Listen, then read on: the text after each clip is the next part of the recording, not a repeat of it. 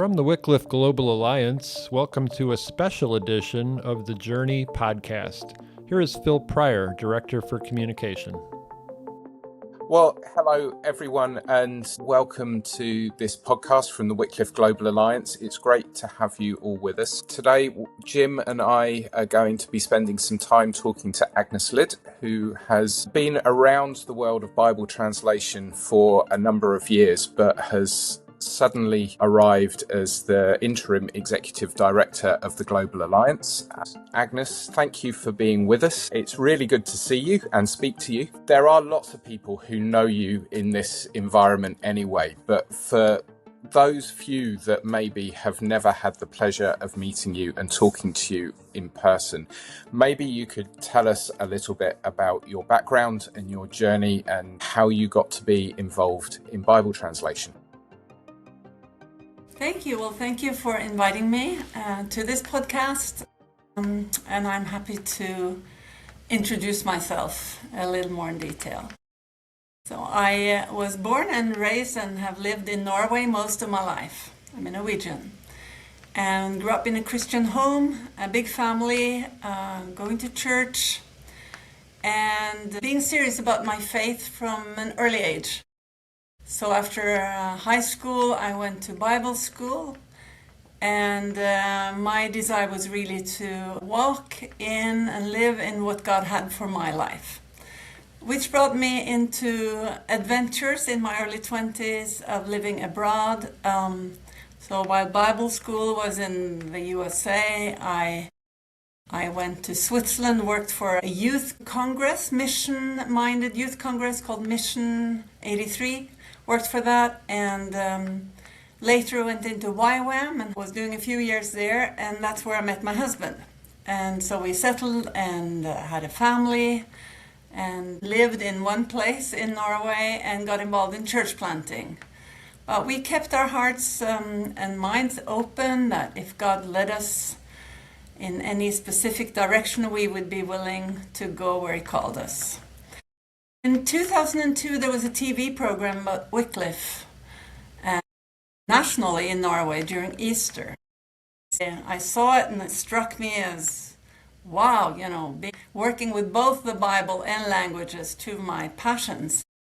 We immediately inquired more of Wycliffe Norway, that we contacted, what does it take to serve with you and what kind of people can you use?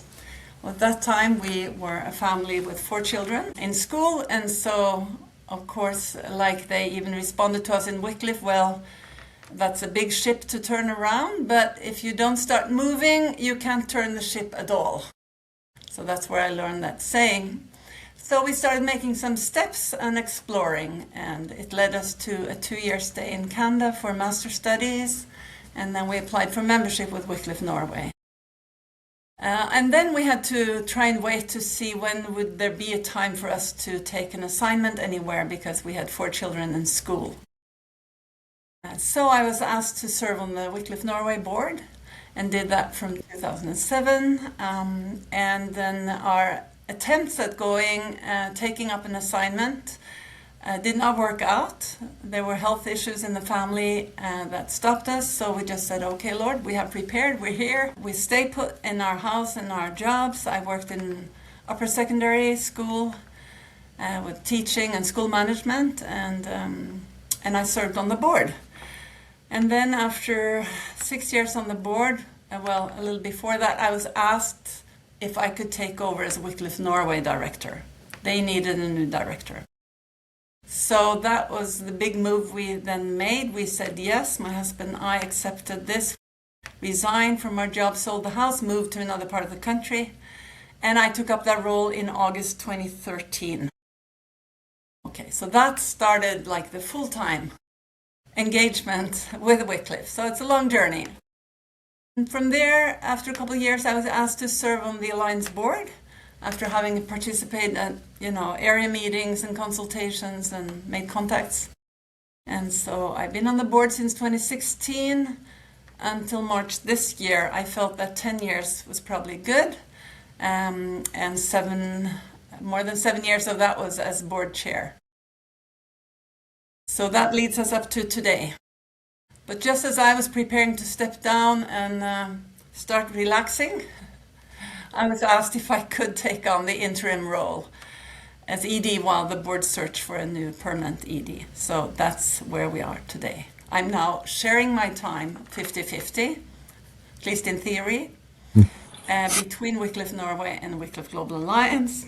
And I'm not a superwoman, so I also have my limitations, but so far I have confidence we will make it work. It sounds like, well, from that willingness to serve God in wherever he takes you on this journey, it's been quite a ride already.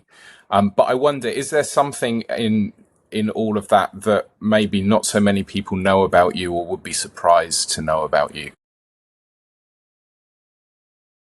Well, that's a question that's hard to just answer on the spot.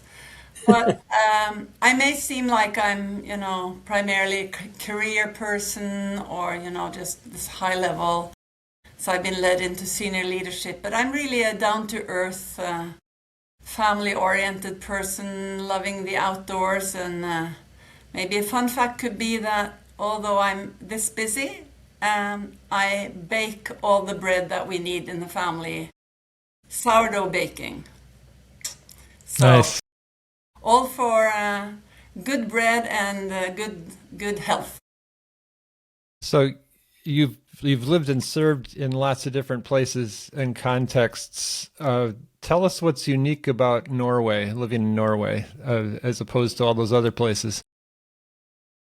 Well, Norway is a small country. We're just a little over 5 million people in the whole country, and it's very stretched out geographically with a very long coastline and not so wide from east to west, but from south to north. And we have a lot of wilderness or fairly untouched nature. And so it's part of our culture that we like spending time in the outdoors. Little children, they get their first skis when they're 2. Often on days off, the whole idea of a Sunday walk, it's a compound, it's a one word, Sunday walk. A lot of people have cabins. They could be simple, but gives an opportunity to spend time in the mountains or on the coast. So I would say the outdoors, this whole thing of outing that we have a word for, and you can combine it with, create very many compounds with it. So that's a feature. I think that even the geography shapes culture and the people living there. It's also, the winter is long and dark, which means that we treasure time making it cozy inside, indoors. We keep it warm and nice. We light candles. We create space for that, around the fireplace. That's part of the culture. Yeah, I see surveys all the time that list Norway as the happiest nation on earth. I'm grateful for Norway, and it is, I know that we tend to score high. I think that is also due to that we have, at least until now, had a culture with a high level of trust and very little corruption. So people basically have trusted both government and police and, the public institutions, and trusted their neighbors. A lot of people, didn't used to need to lock their doors. I would say my perspective on that is that it's a fruit of 1,000 years of Christian history. Since we had the first Christian laws introduced in 1024, a little more than 1,000 years ago. We cannot take this for granted. We have become a very secular society, and many people maybe think that all these values of trust and kindness and caring for the weak and, public health care and all of these things come out of the last 300 years, but I don't think that's correct. And so I'm thinking we might also lose it as we as a nation move away from God's standards. But we're praying and hoping for good things still to happen, and the church to wake up and grow in Norway as well. It's really interesting to hear those things about Norway, just your descriptions. I think maybe the world's perception of Norway may be based on the Winter Olympics or something. And so we think it's like the North Pole there, but you have summer. We do have summer.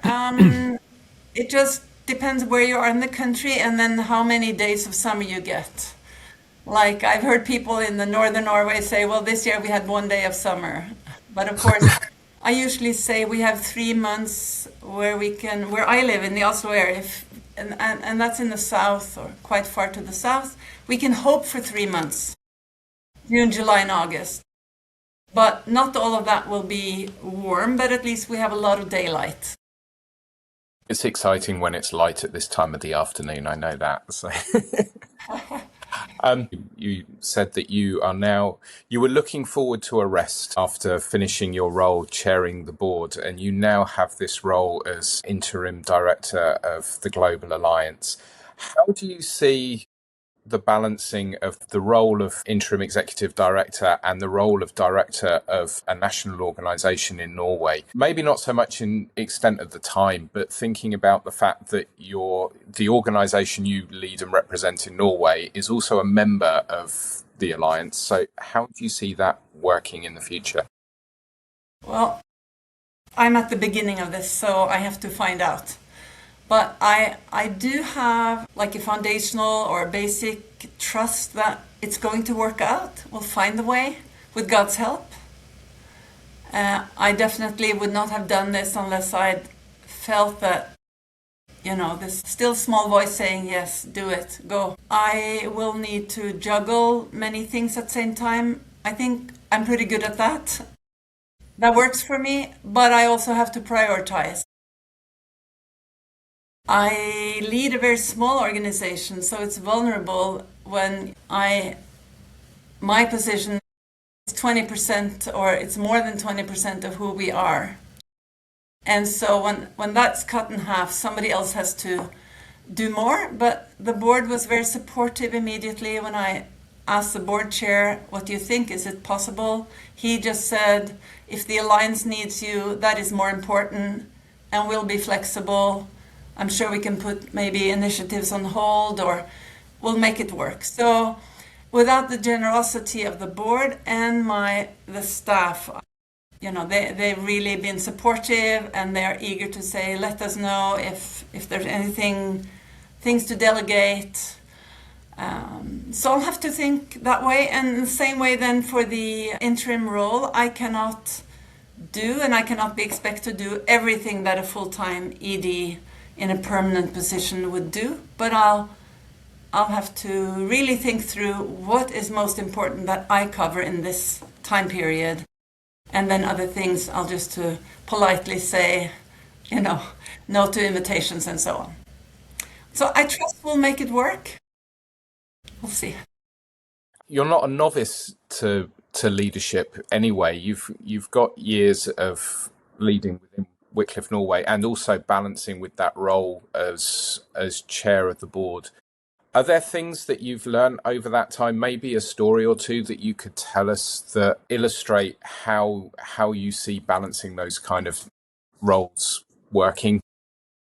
Well, I have learned many things. That's true that I've been in many leadership roles and kind of growing into things that I never imagined or could even, think that could happen. But I've learned some basic things even when I worked in that high school, and I had responsibility for 20 teachers reporting to me, that you always have to put people first. People are more important than things or money, and so all the people you deal with, they are more than the role they have. They're more than the 8 hours they work. They are people with emotions, with families, with concerns and worries. And if somebody's suffering in their family, that will be there all the time when they try to do their job. So caring for people, if we lose people, it's our most important resource.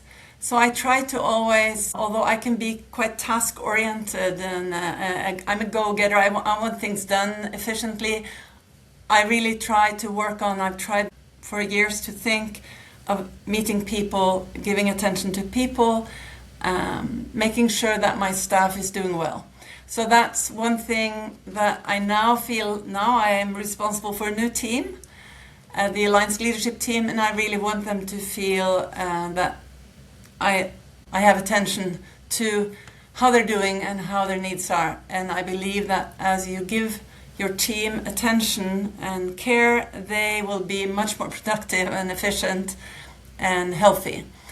I have also learned to appreciate the board, because here I work as director, but I have a board. I report to the board, so in that way the board is my boss. But having that is also a covering. They have my back. And they're also my spiritual covering, and in a way, authority structure that I am in. They have appointed me, and their aim is to make me succeed. And I also know what it is to be on the other side, as I've stepped down, but I led the Alliance board. I'm also board chair for another organization. And so there I know I have to provide that for whoever is the director. And that is a wise way we have organized our organizations. This is, of course, grounded or anchored in our bylaws. That the governance has one area, management or leadership has, something, and they dance together, but that gives both strength and protection. So I think I take some of that understanding and my experience of being on both sides of the table, so to speak, into this role.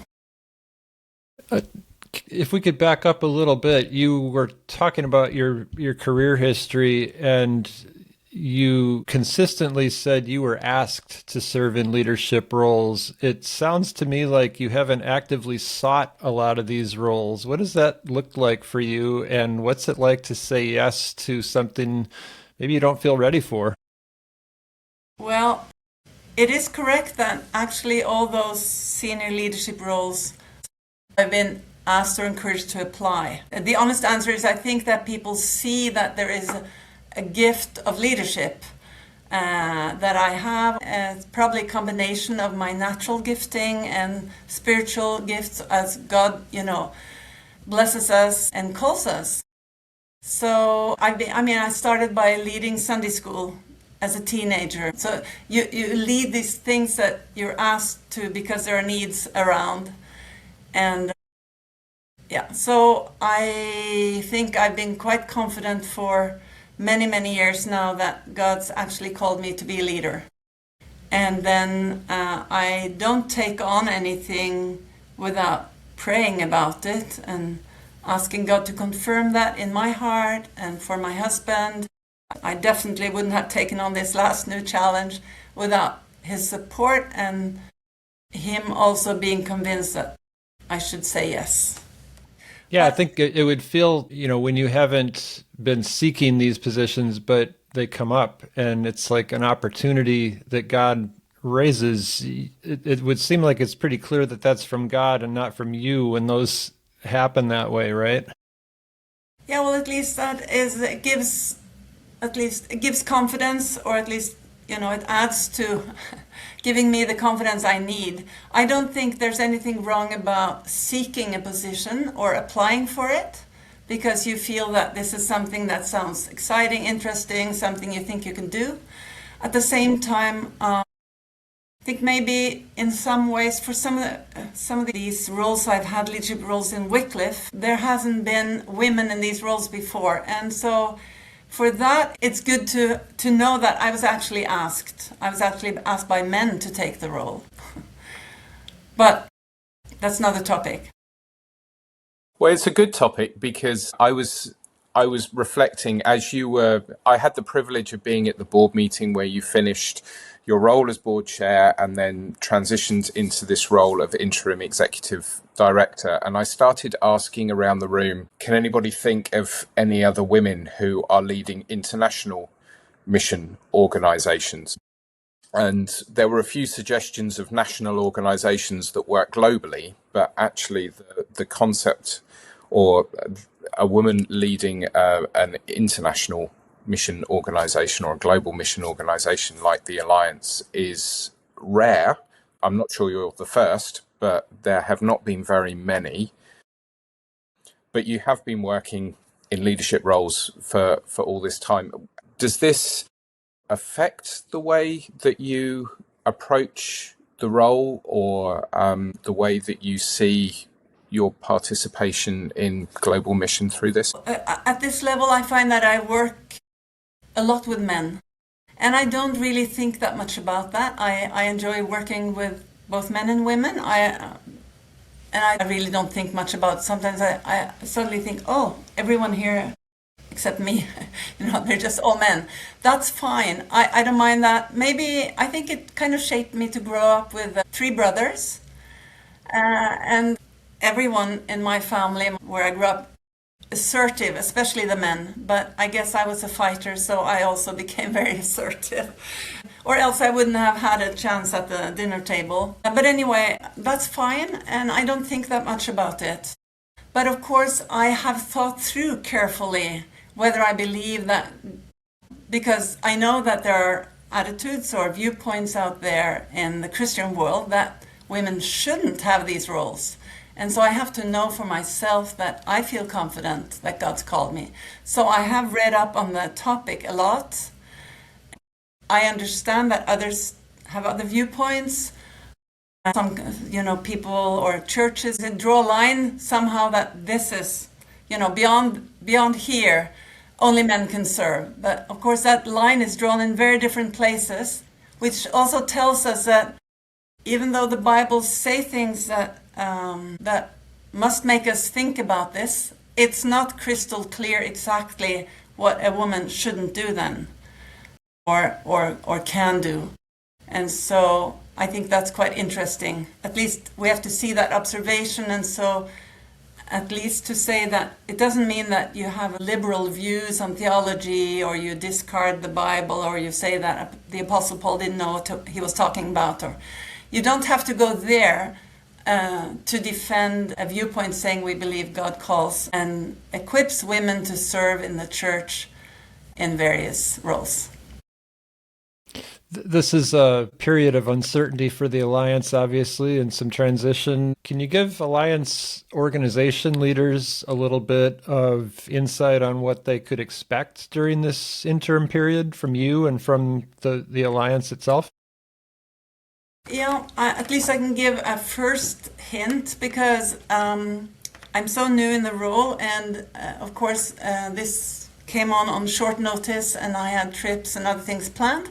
But we will be, I think what the Alliance organizations can expect is to hear from me and from the leadership that we want to, within a few months, come out with some clear messaging about our direction, and encouraging the vision, the short-term vision, let's put it that way. We all know what our vision is as an alliance.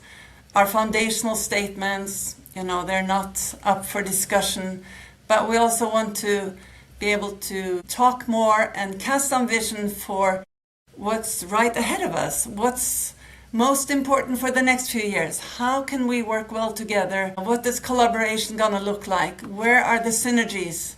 So I hope, together with the Alliance leadership team, to be able to crystallize some more of this and communicate. I also think the Alliance should expect, as I said, to hear from me, but at the same time to be realistic about expectations for me to show up at all kinds of events. I will not be able to be a constantly traveling ED, but I've been thinking that if I can prioritize area gatherings and area conferences where all the AOs of the area are invited and probably most of them come, that would be a good chance to meet individual leaders all in one place. And I will make every effort to prioritize that. It's interesting that you're stepping into this at a time when the world has become a lot more chaotic and dangerous. Right before we got on, I saw a travel advisory for the Alliance, or for the Alliance leadership team. that's got to be on your mind too, right? That this is a really weird time. Absolutely. I think we have to be prepared that things can continue to change quickly. We have to be prepared to turn around quickly, change plans, be flexible. We should be wise, also seek advice, like the travel advice that just went out. Like right now, it may not be so smart to book tickets through the Middle East, at least not tickets that can't be refunded, that kind of thing. And so we have seen, well, we've seen for years already, but it seems to be escalating, that the world, things are unpredictable, and that's just reality. I think maybe as Christians and with a biblical, a view of what the Bible says about the last days, nobody knows how long those last days are, or when are we in them, or, but that we should be prepared. It's not necessarily going to get better permanently. It may be waves or periods, cycles, I don't know. But I think that we need to be prepared and flexible at the same time. I think Jesus said somewhere, work while it is day, because night is coming and then nobody can work. And so that's something I thought about for many years. Well, as long as doors are open, as long as it's possible to travel, as long as it's possible to gather, we will do it. We will make every effort to continue working, to fulfill our mission, to see vision taking place, but being prepared that maybe one day we won't be able anymore. We did have a test run during COVID. All of a sudden, all the planes were grounded, and it's almost unbelievable. Thousands of airplanes, no commercial flights for so long. And so we don't know, this could happen again. And I even think about when I travel, there's no guarantee that my return flight will go exactly as planned. But it's reality, and I think we just have to accept that and ask again, God, we don't do this on our own. We're not building some profane structure. We're building God's kingdom. We work with the Lord, trusting Him to be with us every day. Doesn't mean that everything's going to go smoothly. Doesn't mean that we're not going to have problems, but we know that we rely on Him and He's with us. It's kind of mind-boggling to have all that you just described happening and then see what's happening in technology, where these just unbelievable advances that are really influencing Bible translation, and it's like they're almost working against each other sometimes. I think we'll see both. So like AI and all these advances, and I'm not an expert on that, but I understand enough to see that these are great tools. There's great potential for instance, all the work we do, and we're involved with Bible translation. These are tools that could speed up translations, that could help translators. But at the same time, you don't have to read that much until you see the scary side of AI. And you see AI kind of taking over, or not being that you can't shut it off, or you read articles of tests that have been done that scares the scientists and the technicians too, and the programmers. So, well, again, we have to place my security. Jesus is the rock, If my security is the bank or the airplane systems or whatever else, political systems, I'm going to be disappointed because they're going to fail me. We have to have that foundation that we live by faith, and then we have to relate to what's around us. So stepping into the Alliance at this time, as Jim has so encouragingly drawn our attention to the level of chaos that exists in the world and the increasing level of chaos. What's the role of the Alliance in this world going forward? How do we look to the future of Bible translation and the church and what God is doing in this world? And what's the part that you see the Alliance playing in this in the future? Yeah, I thought quite a bit about that because we've had this question. So what is really the value of the Alliance? And I think we represent, or together we are more than 100 autonomous organizations. And we're bound together not by an authority structure. It's not a line of command. It's not one corporation. We've voluntarily committed to be in community together. And we're bound together by vision and by values. And then we see interdependence as a strength. That actually it's the ideal is that nobody can say, I can manage without you. But that we would say, we need each other. You're different, that organization is different, we have different resources, we have different sizes, but we all have something that God's given us that we can contribute. And together we are stronger.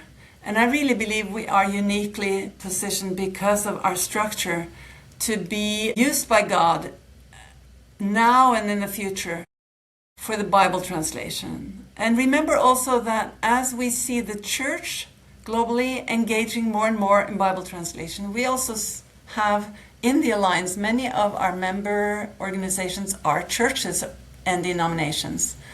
And so they also serve as an example and inspiration in the way they work. Today, what we are in today, 2026, is very different. Even 10 years or 20 years back, there were a few large organizations, big names. That was Bible translation globally.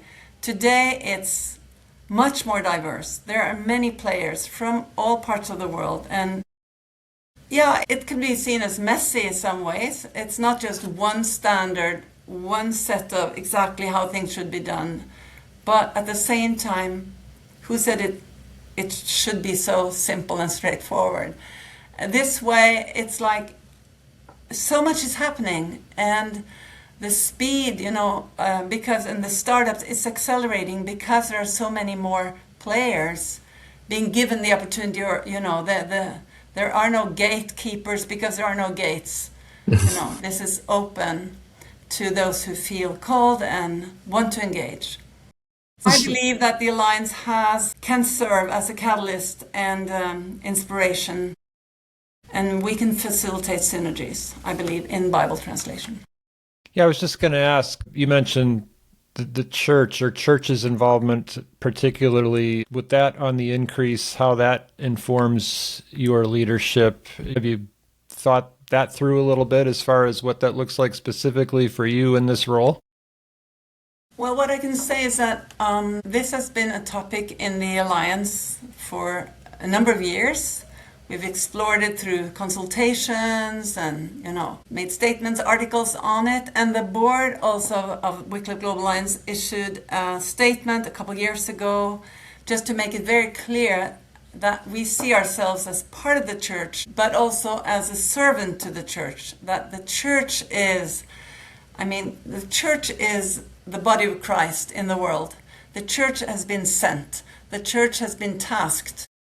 And we are just a kind of a specialized workforce in the church or of the church, serving the church as a whole. But it doesn't mean that we're not allowed to work. So we serve the church and we are part of the church. It's a little bit ambiguous.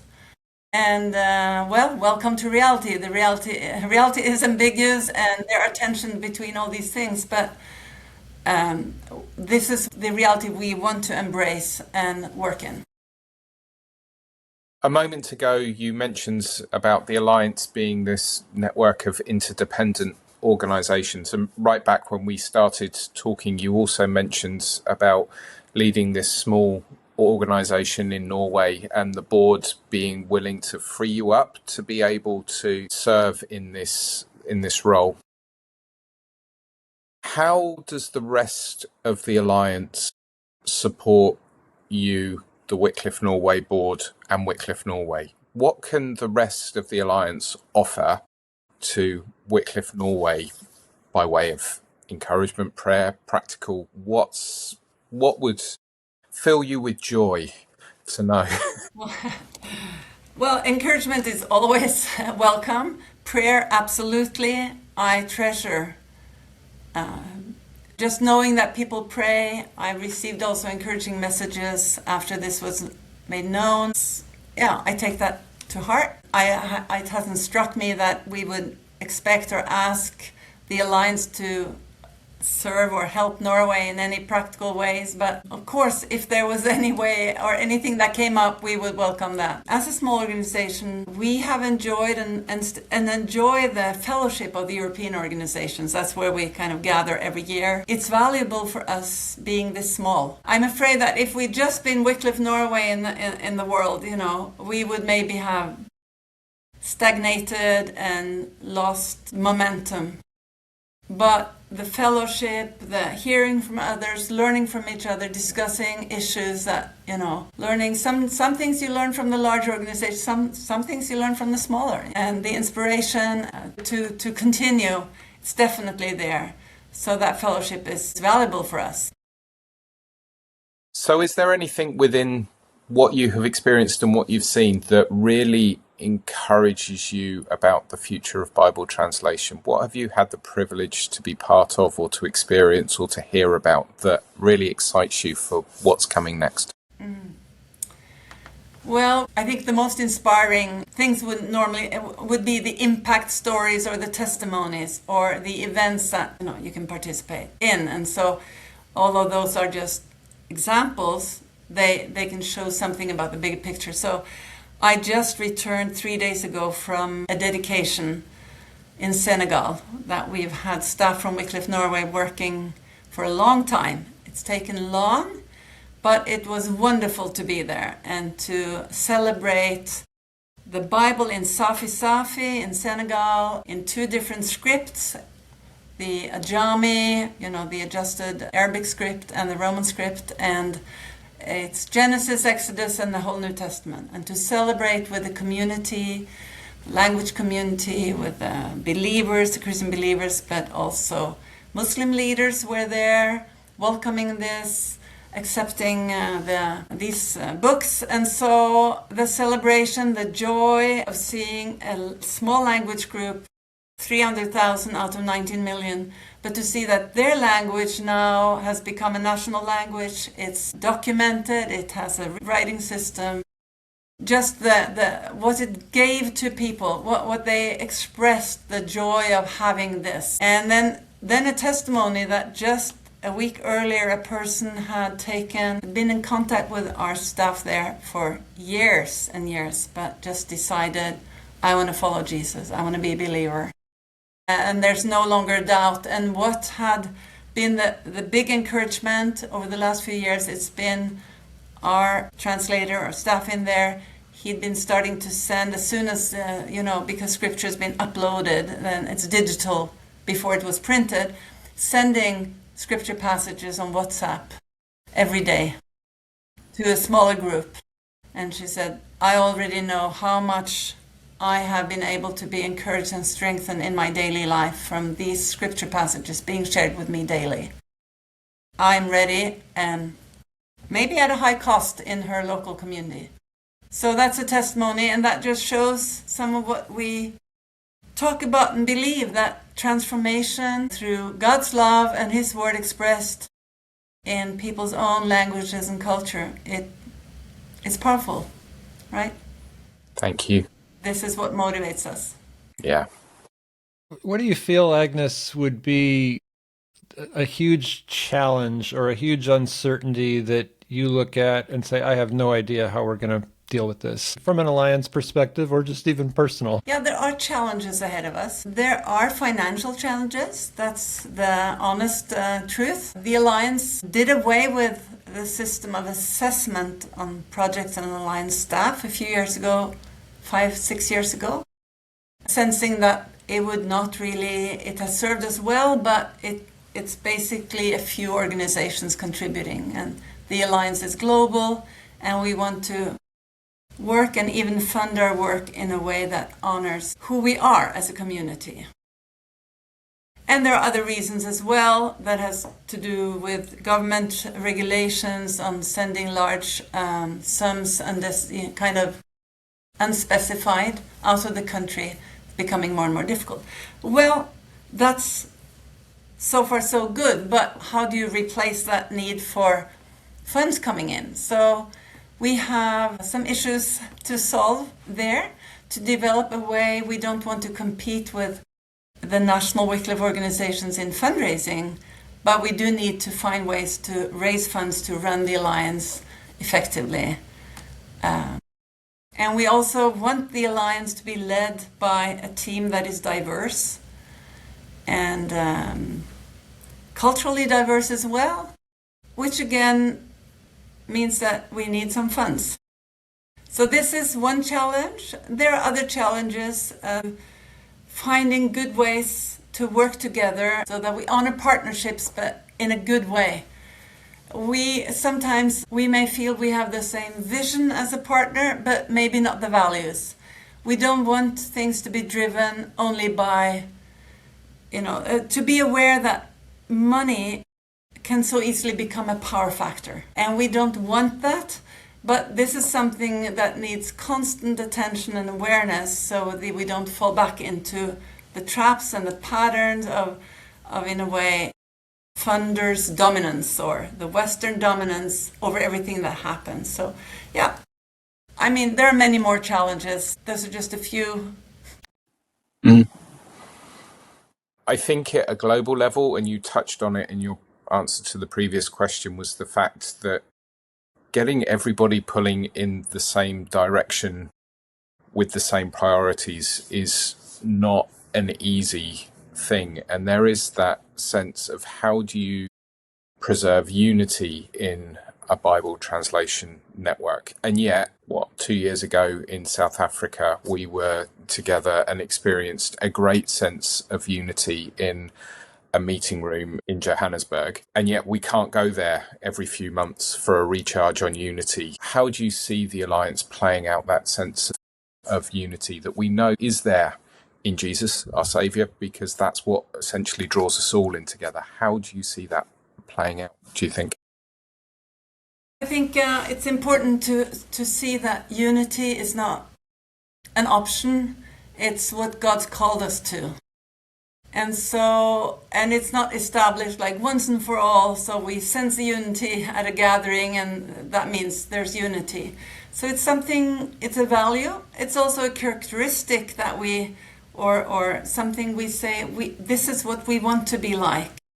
And so that means we have to work for it, strive for it, and contribute to it. It's a constant effort, I think. It's a passage I thought a lot about. It's Ephesians 4, 1-4, because the Apostle Paul writes to the Ephesians and he, urges them to remain in unity. And he says, and this is something I've meditated on as a leader, because you always meet people or have to handle people that create problems. That's part of being a leader, and handle critical people or just conflicts. So Paul says there that, be completely humble and gentle. Be patient, bearing with one another in love. And then Paul adds there, make every effort to keep the unity of the Spirit through the bond of peace. Okay, so I learned from that it's a mindset, it's something you strive for, it's a priority, but it comes at a cost. Because you put down some of your own or your natural inclination to be aggressive or critical or, have my way. It's a give and take. It just requires more, but you can make an effort. Be humble and gentle, be patient, bear over with one another. So if we can all try to do that and meet each other, and also in the outset trust that the others have good intentions, even if we disagree about something. Something I learned also at a course many years ago. It's helped me. If people disagree, probably they're really convinced about what they're saying. So unless they prove it, differently, trust that they have good intentions. It kind of lowers the conflict and it helps, in the communication. So let's work on it, and let's say we don't want to give it up. We want to be in unity. Thank you, Agnes. Maybe Paul's words are a great place to end this conversation, and thank you for your time being with us and sharing with the Alliance. And we look forward to lots of other opportunities to meet with you like this in the coming months ahead. Thank you, Agnes. Thank you, Agnes. Thank you for having me here.